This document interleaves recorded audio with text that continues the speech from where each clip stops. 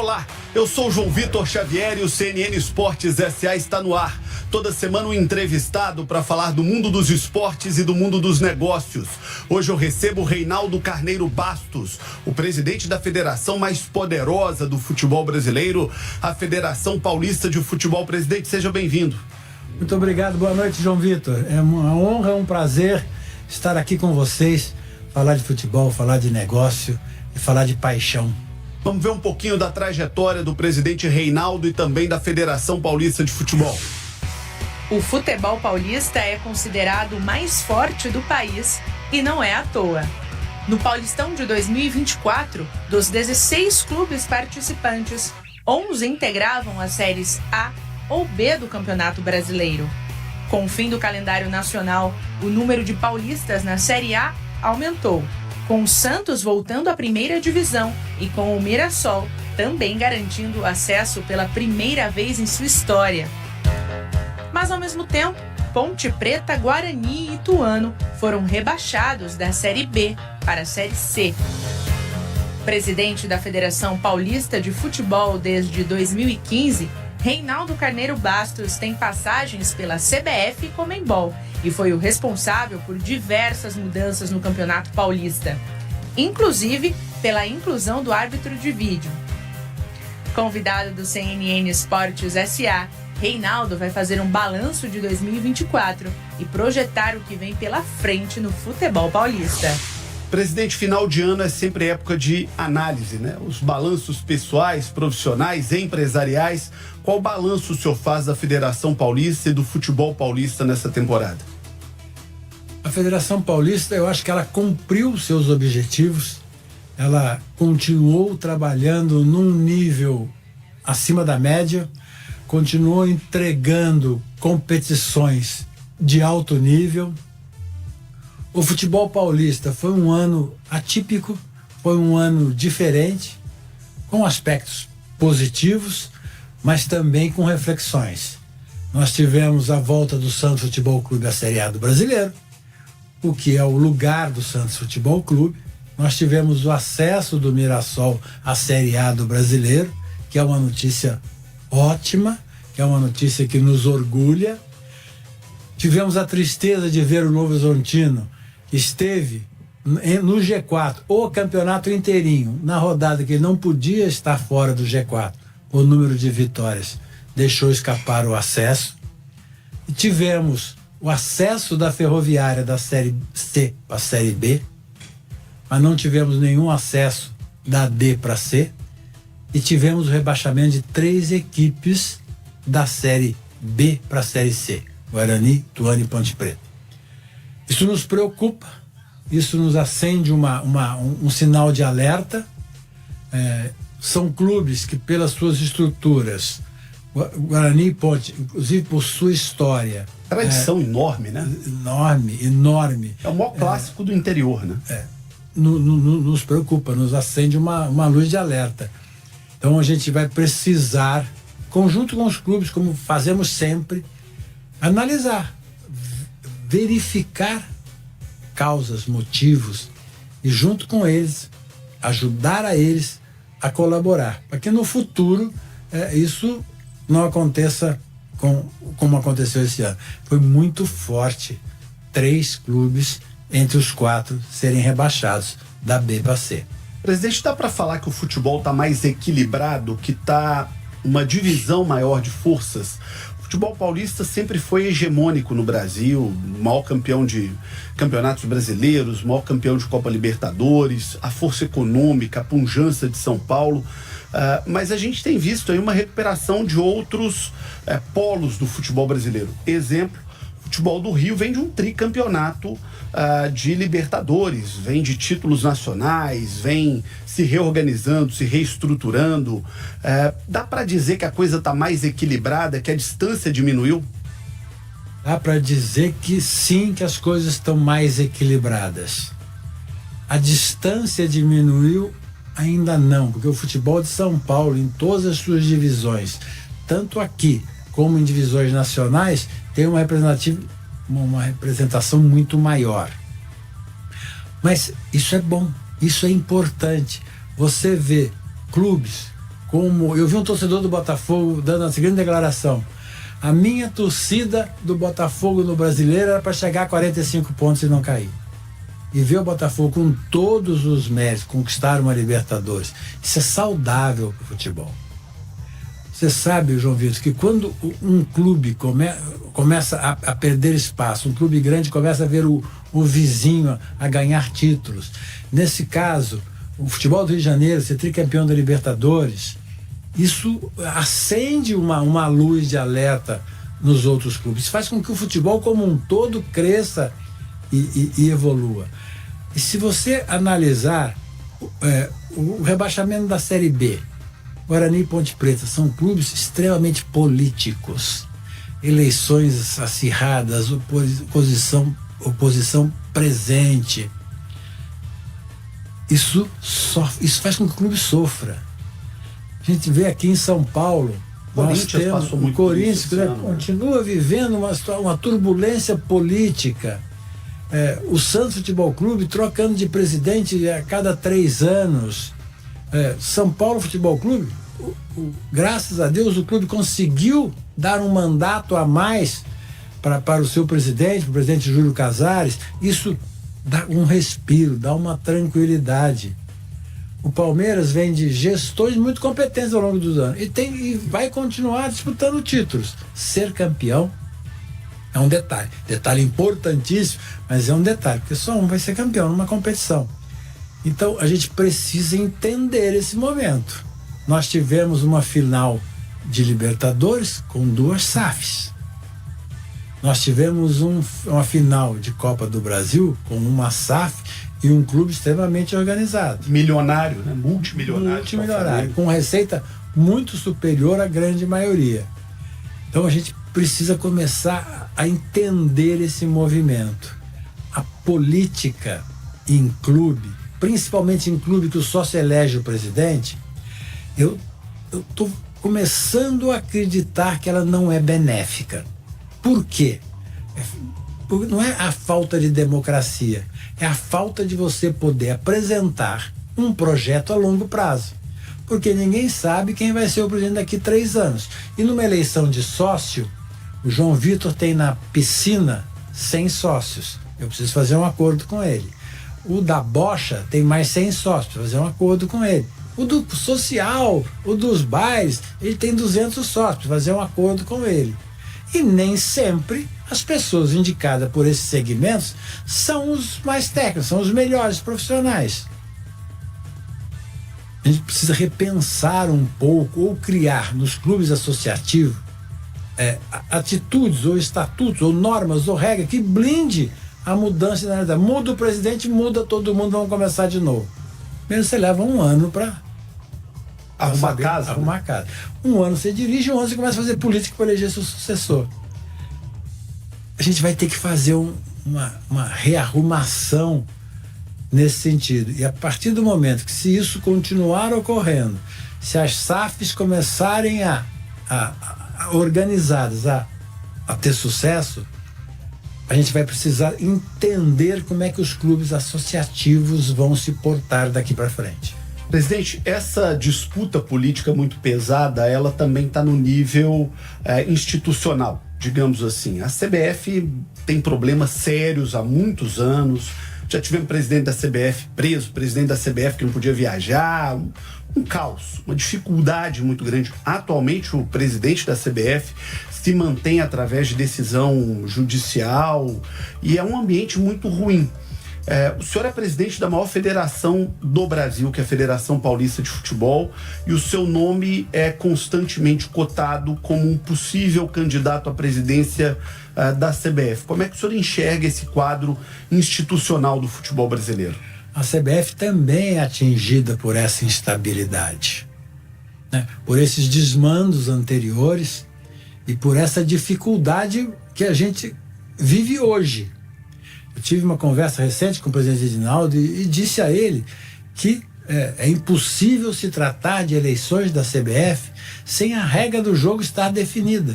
Como é que nós vamos fazer uma eleição sem saber se esse estatuto vale e se o mandato dele está validado?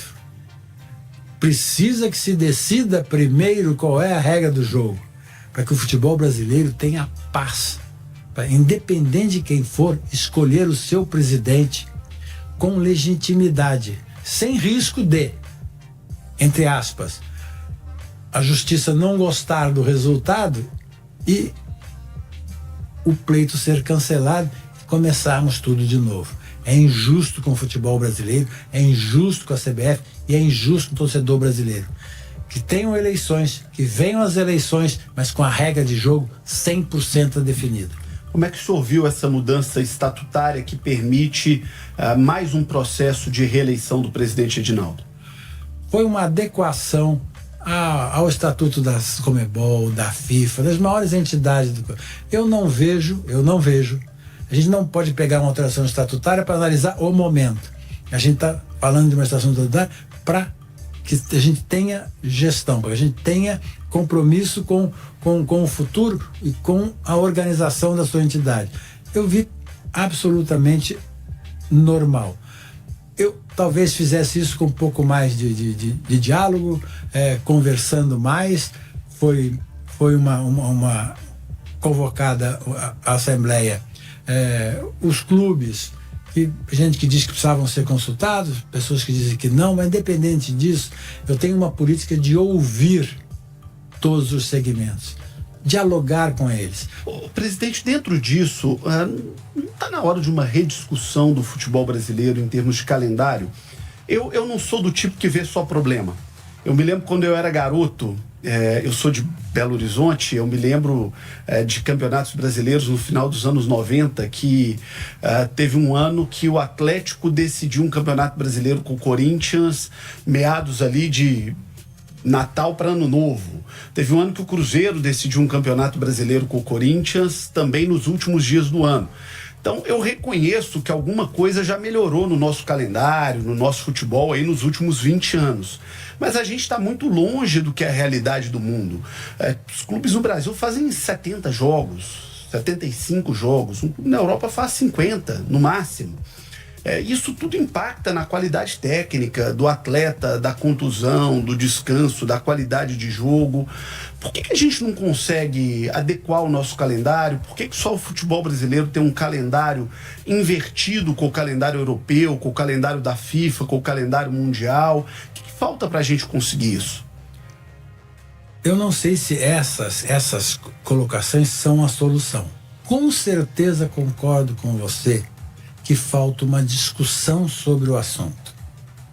Que mesmo que seja para manter esta forma, todo mundo precisa saber que o assunto foi debatido, foi discutido e resolveram apoiar a Fórmula A de calendário, seja ela qual for.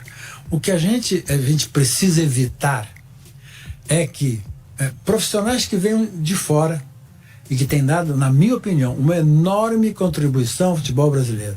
Eu absolutamente sou contra dizer que treinador estrangeiro é ruim e que a gente deve evitar. O futebol brasileiro tem que ter os melhores profissionais, seja a nacionalidade que for. A seleção brasileira tem que ter os melhores profissionais, seja da nacionalidade que for.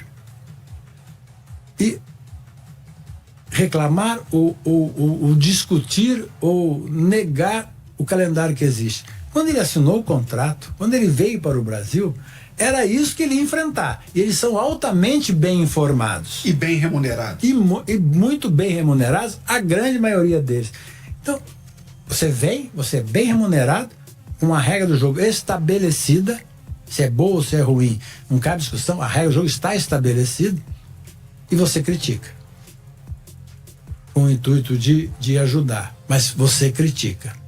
Então, essa discussão, esse encontro, esse diálogo, federações, clubes, quem paga a conta, as empresas, precisa ser feita. Não seria essa uma crítica, a famosa crítica construtiva? A crítica é construtiva quando você apresenta uma solução.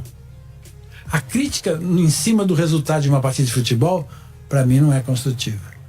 A crítica é construtiva quando você apresenta uma ideia. Como você disse, não está na hora de todo mundo sentar para discutir este assunto? Está na hora de cobrar essa discussão, é uma crítica construtiva. No meio de uma competição, quando vem um resultado adverso, o time está cansado, o calendário é ruim, isso não constrói. Virou muleta, é o que o senhor está dizendo. Na maioria dos casos, sim. Na maioria dos casos, sim. Porque falta bom senso. Falta entender que você veio para cá nesta situação. As entidades nacionais, internacionais, desculpe, estão cada vez mais criando competições para gerar um volume grande de receita em detrimento do fomento. Porque você fazer um Mundial de Clube, como a FIFA está fazendo agora no meio do ano, e manter o Intercontinental no fim do ano é uma agressão ao atleta e aos clubes. Não cabe, o ano continua com 365 dias. Não pode pegar um mês no começo do ano e pegar quase um mês no final do ano. De uma hora para outra. É impossível se adequar a isso. E os europeus também estão se insurgindo contra isso. Nós temos algo diferente no futebol brasileiro. Nós somos um continente. Nós damos a 700 clubes possibilidade de jogar futebol, de gerar atleta, de gerar claque, de gerar valores, de educar, de dar cidadania. A gente não pode pensar só no grande evento, porque o grande evento são um pequeno grupo de grandes clubes, que talvez caiba na nossa mão. Presidente, falando um pouquinho desse calendário do ano que vem, dessa grande Copa Mundial de Clubes que vai parar o futebol brasileiro por um ano, nós estamos falando que ano que vem nós temos esse calendário, 25, 26 já tem Copa do Mundo, onde também para o calendário por um ano. Como é que o senhor imagina que vai ser o impacto para os clubes, para a finança dos clubes? Porque eu já estou ouvindo o presidente dizer o seguinte: olha, eu trabalhava com um elenco de 28 a 30 jogadores, vou ter que trabalhar com um elenco de 38 jogadores. Ou seja, todo mundo vai gastar mais. Tem um impacto técnico disso. Como é que o senhor imagina que vai ser essa realidade? Essa realidade já vem acontecendo há algum tempo. O que ficou difícil em 25 é ter 2 mundiais, né? Ter o Mundial no meio do ano e o Intercontinental no final do ano. E tem uma coisa que a gente precisa levar em consideração. A gente precisa entender o que cada um quer, o que move o futebol. A gente precisa sentar com todos os envolvidos e tratar de futebol. Por exemplo, o Palmeiras provavelmente vai jogar em fevereiro e março uma quantidade mínima de partidas, porque ele não está na pré-Libertadores, ele já está classificado na Copa do Brasil, tem uma data FIFA, então o Palmeiras joga durante um período muito pouco. E depois vai jogar provavelmente com um intervalo de 2 em 2 dias para repor as datas que dá. Por quê? Porque outros clubes estão usando as datas de Copa do Brasil e de pré-Libertadores. Em junho, a maioria dos clubes de futebol brasileiro vão jogar 2 datas por causa do Mundial. Então, sabe, tá desbalanceada essa engrenagem para que se abra espaço para grandes eventos, para eventos que arrecadam muito e fazem pouco fomento. Tá virando uma doença que a gente precisa tratar dela, precisa entender. Se ela vai existir mesmo, a gente precisa entender qual é a forma de manter o fomento. Porque a gente não pode pensar em futebol só em seleção. Seleção brasileira é a nossa grande virtude, mas não dá para pensar só em seleção. Se a gente analisar friamente como era o vôlei e o basquete antigamente, a gente tinha grandes clubes com grandes times e se priorizou fazer ligas e disputar competições só com grandes empresas. Se me perguntarem hoje o nome de 2, 3 grandes times de basquete, não me vem na cabeça hoje. E de vôlei também. Então a gente precisa tomar cuidado, a gente precisa usar o exemplo quando a gente prioriza, entre aspas, grandes clubes, SAFs, empresas, e abre mão do fomento, abre mão da quantidade de clubes. O meu clube na minha cidade, Taubaté Country Club, o clube que eu dei a vida inteira, era um clube que jogava campeonatos federados, como a gente chamava, vôlei, basquete, futebol de salão.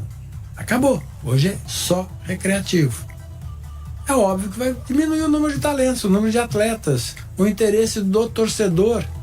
Quando você para de ter o amor por um clube, você não transfere esse amor para uma marca. Presidente, voltando a falar de CBF, existe a possibilidade do senhor se candidatar à presidência? Eu vou aqui repetir o que eu disse, que eu conversei com o presidente Edinaldo. Esse assunto só vou tratar quando eu souber qual é a regra do jogo. Quando todas as federações souberem, todos os clubes souberem. O colégio eleitoral da CBF puder saber, sem nenhum risco, qual é a regra do jogo. Mas é meio estranho um processo desse, né, presidente? O senhor é presidente da maior federação de futebol do Brasil. E o senhor está dizendo aqui que o senhor não sabe como é que vai ser uma eleição da CBF. Não sabemos. Enquanto não se julgar, não terminar o julgamento lá na Suprema Corte, ninguém sabe. É só acho.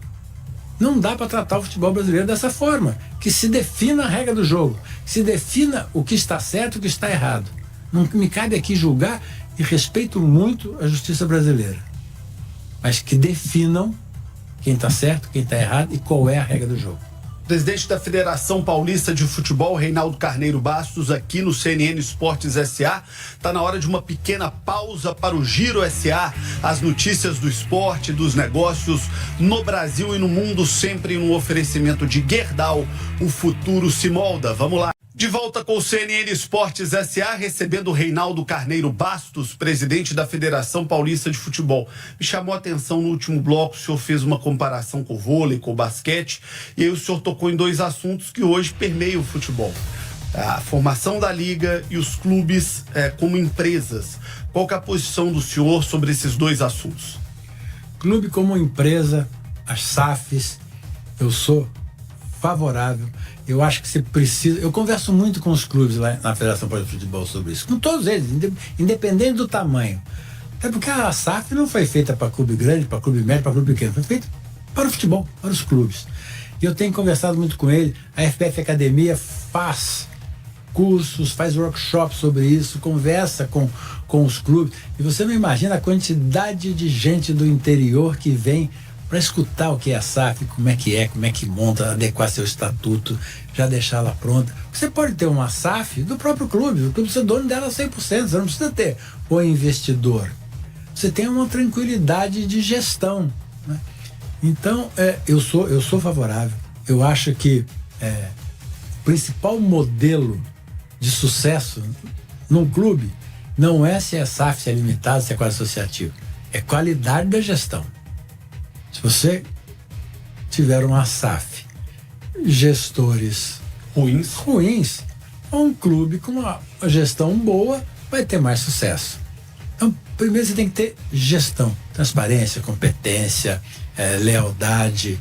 São itens que você precisa ter em qualquer tipo de que seja a sua formação jurídica. São Paulo ainda não está pegando muito, né, presidente? Não. Quando a gente olha as quatro principais forças, São Paulo, Palmeiras, Corinthians e Santos, ninguém virou SAF ainda. O que está faltando para o futebol paulista, pelo menos dessas grandes equipes, das quatro fantásticas forças de São Paulo, irem por esse caminho? Eu converso muito de futebol, sabe, João Vitor? Com todo mundo.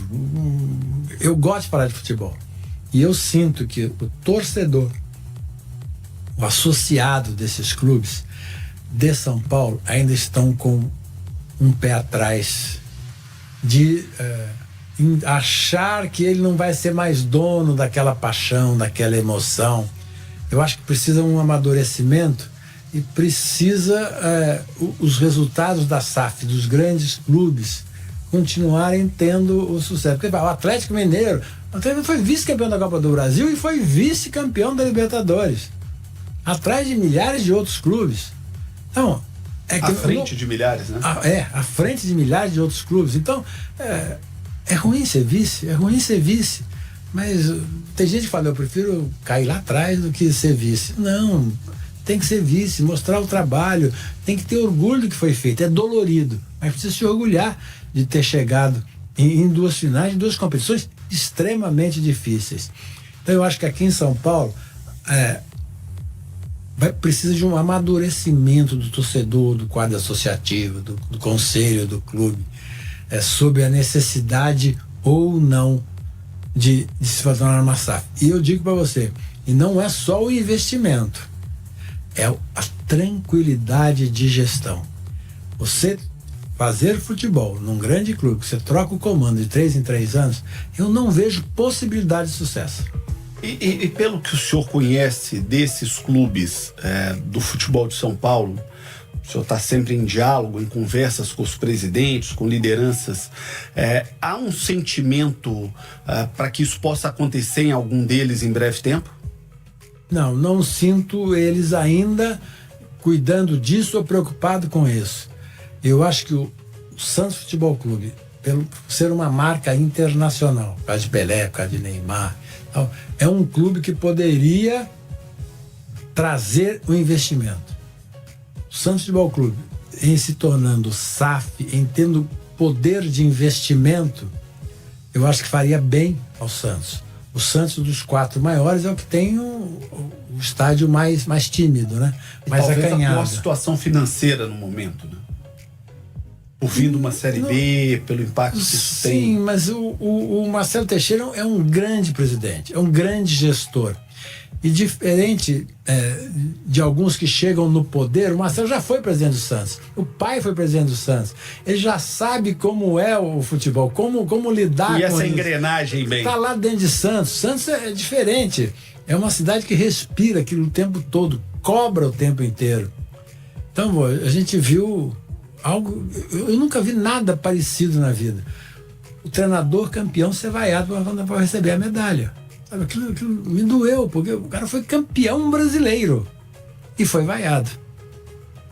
Tanto que os jogadores todos começaram a aplaudir ele num gesto que me emocionou, dos atletas do Santos Futebol Clube. Presidente, falando sobre a formação da Liga, qual a posição do senhor? Como é que a Federação Paulista de Futebol enxerga essa possibilidade, essa tentativa de realidade, digamos assim? É primordial ter uma Liga. A gente voltando um pouco no tempo, foi em São Paulo, foi na Federação Paulista de Futebol que esta pauta começou. Formação de uma liga. Eu tenho dito muito aos clubes, o futebol brasileiro só muda se o clube quiser mudar. Enquanto o clube participar apenas dos campeonatos, o futebol brasileiro vai ter uma caminhada gradual, progressiva, mais lenta. Se quiser mudanças significativas, o clube tem que querer. E nós começamos a reunimos os de São Paulo, temos o Flamengo, fomos agregando outros clubes e os clubes, a partir do momento, tomaram as rédeas desse processo, se reuniram todos eles, começaram a conversar, dialogar para a formação da Liga e se dividiram. Dividiram em 2 grupos, mas o que eu tenho dito a eles agora, eu resolvi voltar a conversar sobre isso. Vocês já venderam seus direitos. O que impede vocês de conversarem sobre todos os outros assuntos do futebol?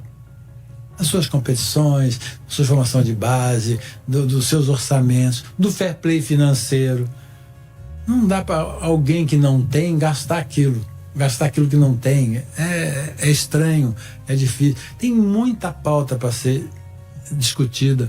A gente precisa discutir a arbitragem com um pouco mais de seriedade, com um pouco mais de razão e menos paixão. Talvez um pouco mais de profissionalismo, e quando eu digo esse termo profissionalismo é na essência da palavra, que o árbitro tenha a oportunidade de ser um profissional e viver daquilo como o atleta vive.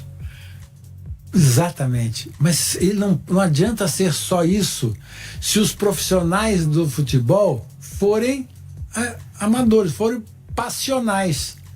Porque o árbitro, mesmo vivendo só daquilo, o atleta profissional vive só daquilo, treina o dia inteiro só para fazer isso e perde um gol feito. E o goleiro falha. E o zagueiro fura. E o técnico mexe mal. O técnico mexe mal, muito mal. Então, não significa dizer que ele viva só disso, que nós vamos não ter mais erro. Vai ter erro, sim. E o árbitro hoje, o árbitro de alto nível, desse nível que a gente está falando, que é o que a gente discute arbitragem de Série A, pouco de Série B, acabou. É isso que se discute. Esses árbitros de Série A, eles já vivem exclusivamente do futebol. Sabe qual é a grande diferença, João Vitor? É que o jogador chega no clube, ele tem um staff inteiro para prepará-lo para o próximo jogo, para treinar, para cuidar da parte médica, para dizer o que ele pode comer, fisioterapeuta arrumar, fisiologia. E tem uma estrutura enorme. O árbitro corre na rua, porque o árbitro vai juntar 2 clubes, 22 atletas, para fazer uma partida de futebol, para ele apitar. Ele conseguiu. E quem é que vai estar olhando, vai estar filmando, vai estar orientando ele sobre posicionamento, se ele apitou certo, se ele apitou a falta, se aquilo é pênalti, se não é pênalti, se está jogando. É impossível. O que a gente precisa fazer é dar condição ao árbitro de treinar. Mas por que não é dado, presidente? O futebol brasileiro hoje é um futebol muito mais rico do que foi no passado. As cotas de televisão são boas, as premiações são boas. O que falta para uma federação como a Paulista ou para uma CBF, para alguém criar essa condição? Pelo menos discutir no Congresso Nacional, falar, vamos criar a profissão. O que falta, presidente? Não é criar a profissão. A gente pode até dizer que falta uma lei. Não é a lei. Falta a vontade da gente, dirigente. Concordo com o senhor. Porque nós fizemos aqui um projeto experimental, Jovem Árbitro. Fizemos um processo seletivo. Ele teve que entrar, ser julgado, ser analisado. Escolhemos 14 profissionais, tem homens e mulheres. E criamos o Jovem Árbitros. Nós temos uma parceria com o NAR e estamos, como tem atletas árbitros de várias localidades, nós estamos pagando um salário mensal para eles sim trabalharem todos os dias. Estão à disposição da Federação Paulista de Futebol. Estamos investindo pesado nesse treinamento, de todas as formas possíveis, inclusive com línguas, como é que ele deve se portar em redes sociais, como é que ele escreve, prova de português para escrever um relatório bem feito. Tudo que não é só o apito, é todo o conjunto da obra. Nós vamos fazer, a gente faz no Campeonato Paulista, e a obra é muito mais fácil.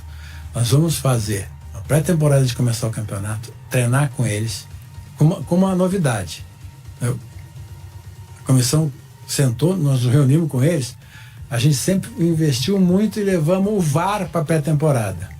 Não tem VAR na pré-temporada. Nós vamos ensinar o árbitro a apitar para que ele não precise do VAR.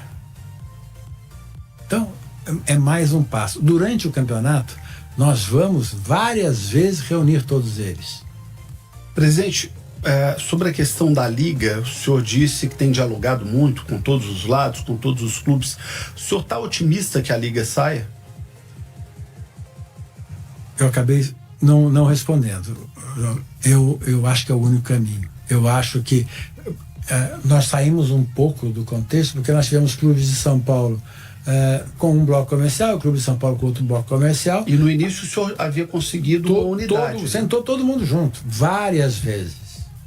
Chegou um momento, se criou um impasse e se criou 2 blocos. Não tinham paulistas de ambos os lados. É óbvio que agora que eles resolveram a vida deles comercialmente, direitos de televisão, eu vou pegar 2, 3 líderes, 4 líderes, vou falar, sentem numa mesa, marcam encontros, senta os 20, agora que acabar o campeonato, você já sabe quem subiu, quem desceu, quem são os 20 do ano que vem. Comece uma conversa, comecem a falar de futebol, se acostumem a sentar juntos.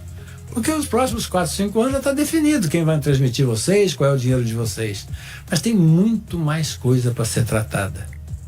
E eu acho importantíssimo, fundamental. Eu sou otimista. O futebol brasileiro precisa de uma liga.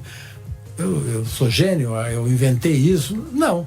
Eu olho o sucesso lá fora. Vamos copiar. Vamos copiar o que está fazendo sucesso lá fora. A receita dos clubes melhorou com as ligas. As competições ficaram mais organizadas.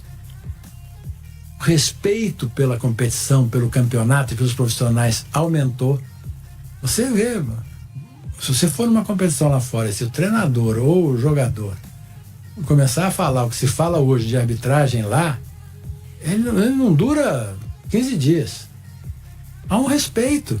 Só que também se toma atitude com os erros do atleta, do treinador, do dirigente, do árbitro. Há atitudes, há uma ação, há uma intervenção da liga.